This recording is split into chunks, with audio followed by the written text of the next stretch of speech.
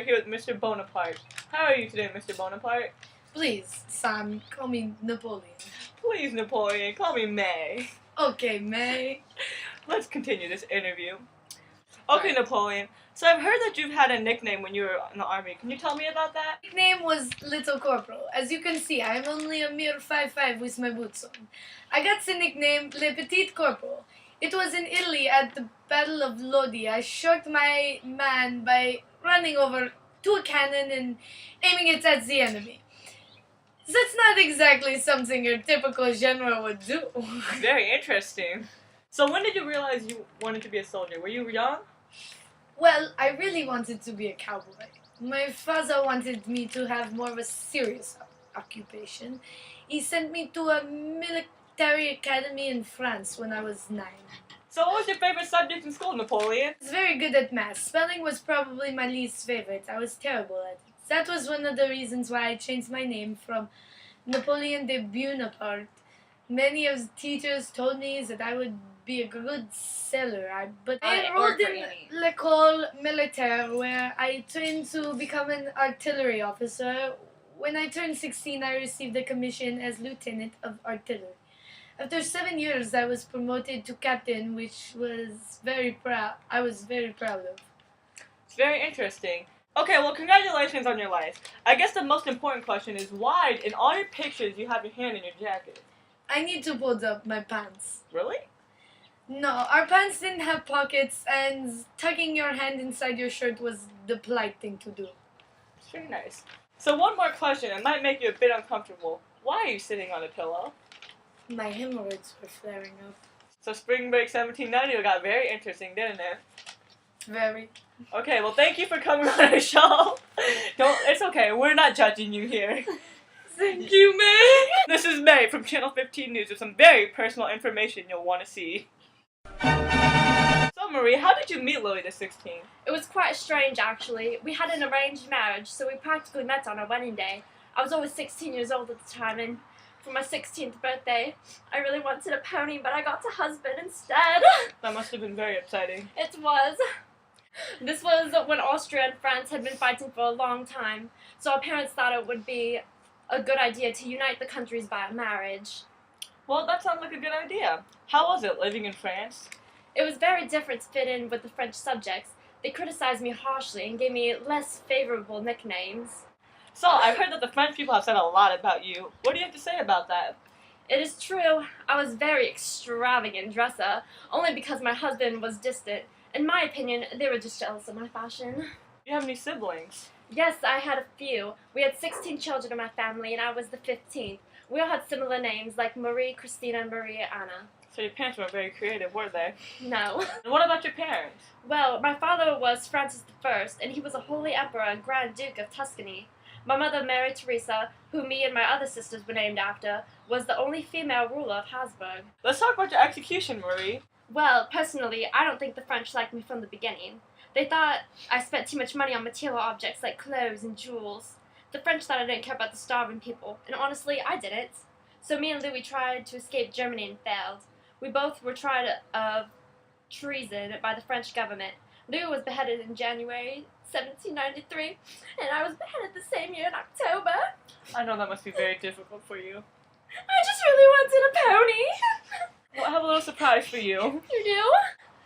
We got you a pony! Oh my god! And that's not it. We're getting everybody a pony! Yeah!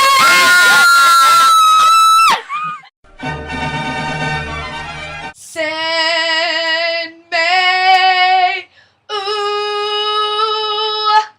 This is Sam May with Channel 15 News. This week we've been doing interviews with people from the French Revolution. Today I have with me Maximilien Robespierre. Hi, Maximilien. Hello. Is it okay if I call you Max? No, it is not. Okay, Max. Why did you start the Reign of Terror?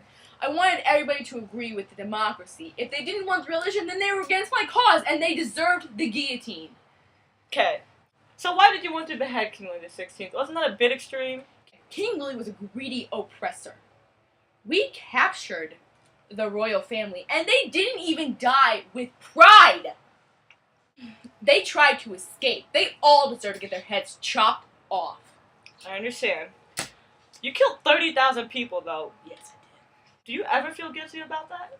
Not at all. I am making the world a better place. My Jacobin followers feel that the terror must be for the revolution. I understand. How did you become the most influential people in the Reign of Terror? I was known due to the fact that I was a member of the Committee of Public Safety, the National Assembly, and the National Convention. I voiced my opinion against the royal family and became the leader of the Jacobins. When the Reign of Terror started, there were about 420,000 of us. The Garridans wanted a constitutional monarchy, but us Jacobins wanted a democracy. I made sure anyone who was against it was gone, especially Jacques-Pierre Rousseau, who was the leader of the Garridans. So you used the guillotine to kill a bunch of people, and then eventually you were executed by the guillotine yourself. What happened? Well, some people turned on me and felt I was taking things too far. Even my Jacobin followers. They say I was paranoid and even called me a tyrant. They decided to send me to the guillotine in 1794. They suck! Robespierre, out! Max and Son! Son and Max! And that's what you need to know about the French Revolution. Welcome to the Great Debate. I'm here with Jacques-Pierre Rousseau and Maximilien Robespierre. First question. So, who are you, where are you from, and what's your political background? I am Jacques-Pierre Rousseau, and I was born in Chartres, where I worked as a writer in Bastille and published papers against the monarchy. When the revolution started in 1789, there was no secret that I supported it. I used to work with the Jacobins, but then decided to work with the Garridans. Later on, they named them after me, the Rousseau, because I was their leader. So, Max. Don't call me Max! I can't stand that! Okay, Max, tell us about yourself. My full name is Maximilien Francois Marie Isidore de Robespierre. I am the almighty leader of the Jacobins. I am most famous for starting the Reign of Terror. I sent thousands of anti-revolutionaries to the guillotine, including Jacques-Pierre Rousseau. Sense the tension. Jacques, you were with the Jacobins for a long period of time. Why did you change your mind? I thought they were too extreme. Although I did not agree with the setup of the government, I didn't want to destroy the monarchy completely. So what do you believe in? A constitutional No! monarchy. Don't Can you explain to us what a constitutional monarchy is, Jacques? It's a form of government where the monarch is the head of the state, but they can't make any laws that contradict the Constitution. What kind of government do you believe in, Max? I want a complete revolution. A democratic government with no trace of a monarchy. How did you feel about the execution of the king? It was way too extreme and unnecessary. What about the war with Austria? It was ridiculous. All it did was destroy France's economy. There were allegations that Jacques was a spy. Max, are you the cause of this? Of course. I got help from other people such as Jean-Paul Marat and Charles Devenu de Moran. He was the torment of my life! You deserved everything you got! You accused me of being a spy, which you know was never true! You're insane! I did what's best for my country. You, on the other hand, are selfish. You use your country to get what you want. You're an angry man! Who are you? You guillotined me and 30,000 men! That was like 200 years ago! Get over it already! This is anarchy!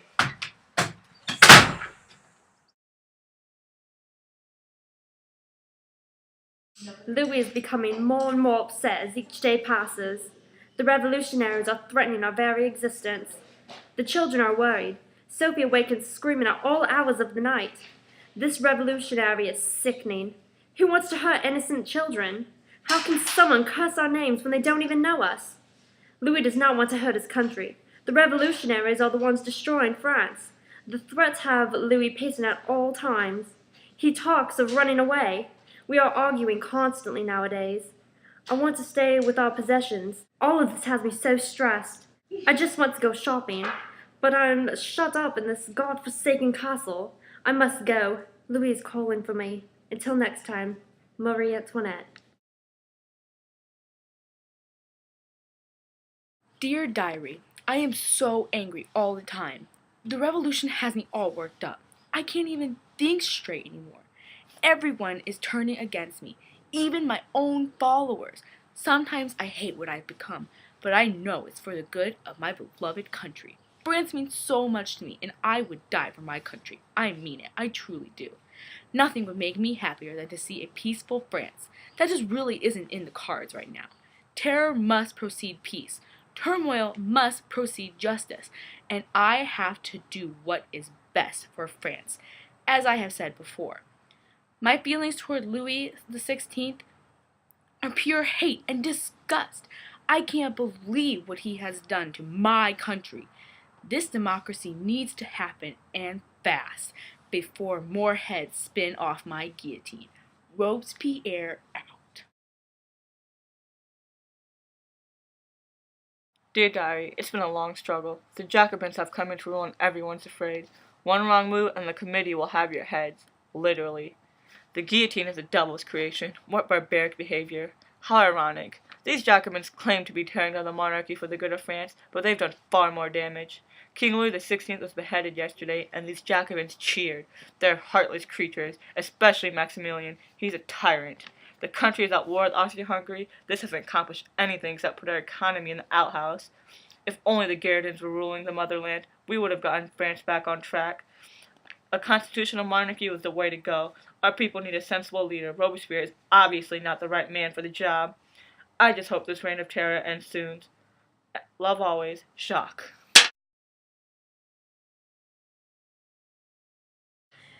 Exhalation is driving me crazy. I need to find a way off this island. France's economy is in the toilet, and I have to work with bad blood between France and Austria-Hungary. The silly revolutionaries had no idea what they were bargaining for. My new plan to take over must be more stabilized and foolproof. Time must be on my side. I will draw out the best plan ever. I shall turn armies against their generals and make them join me to gain complete power. Or maybe I'll just persuade them with tea and baguettes. I've plenty of time to figure that out here. Oh, of course. Napoleon Bonaparte.